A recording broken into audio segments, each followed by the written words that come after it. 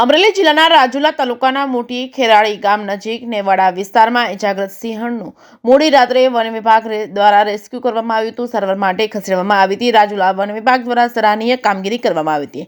Rajula one વિભાગે મોટી ખેરાળી ગામ નજીક નેવાડા વિસ્તારમાં એક ઇજાગ્રસ્ત સિંહણનું રેસ્ક્યુ કરી સારવાર માટે ખસેડવામાં આવી હતી. દેશની શાન સમા એશિયાટિક સિંહો એકમાત્ર ગુજરાતમાં જોવા મળી રહ્યા છે, ત્યારે સિંહો માટે વન વિભાગ હંમેશા ખડે પગે રહેતું આવ્યું છે. શેત્રુંજી ડિવિઝનના રાજુલા રેન્જના મોટી ખેરાળી ગામે એક ઇજાગ્રસ્ત સિંહણની જાણ વન વિભાગને થતાં જ ગઈકાલે મોડી રાત્રે વન વિભાગ દ્વારા સિંહણને બચાવવા માટે રેસ્ક્યુ ઓપરેશન હાથ ધરવામાં આવ્યું હતું.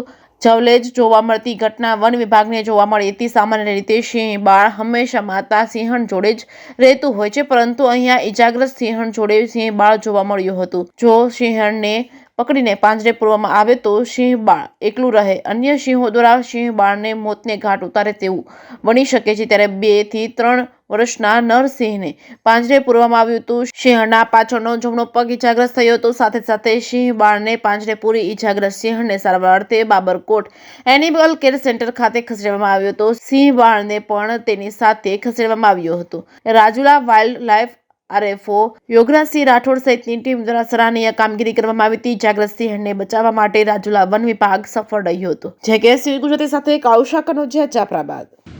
હું યોગરાજસિંહ રાઠોડ, RFO વન્યજીવ રેન્જ રાજુલા, અત્રેની રેન્જના બાબરાદાર રાઉન્ડના મોટી ખેરાળી બીટના મોટી ખેરાળી ગામના નેવડા વિસ્તારમાં 2-3 દિવસથી એક 2 વર્ષના નરને પાછલા જમણા પગે લંગડું ચાલતું હોવાથી ઓબ્ઝર્વેશનમાં રાખવામાં આવેલ હતું, જેને મહેરબાન નાયબ સંરક્ષક શેત્રુંજીના સાહેબશ્રીના માર્ગદર્શન અનુસાર વેટનરી ઓફિસર સાહેબશ્રીની હાજરીમાં તેમજ રાઉન્ડના તથા રેન્જના સ્ટાફ રૂબરૂમાં ઓબ્ઝર્વેશન કરી અને રેસ્ક્યુ કરી ગઈકાલની તારીખે 11/4/2024ના રોજ નેવડા વિસ્તાર મોટી ખેરાડીથી રેસ્ક્યુ કરવામાં આવેલ હતું.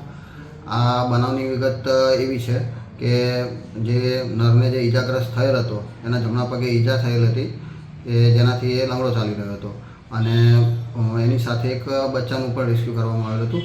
જનરલી અત્યારે રેસ્ક્યુ કરવામાં આવેલ બચ્ચાની ઉંમર હતી 7 થી 8 મહિના.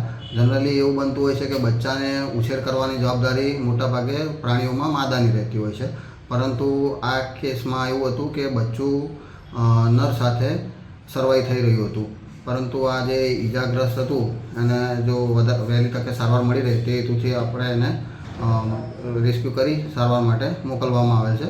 અને બહુ રેર કેસમાં આવું બનતું હોય છે કે કોઈ નર એ કોઈ બચ્ચાની સાર સંભાળ રાખતો હોય છે.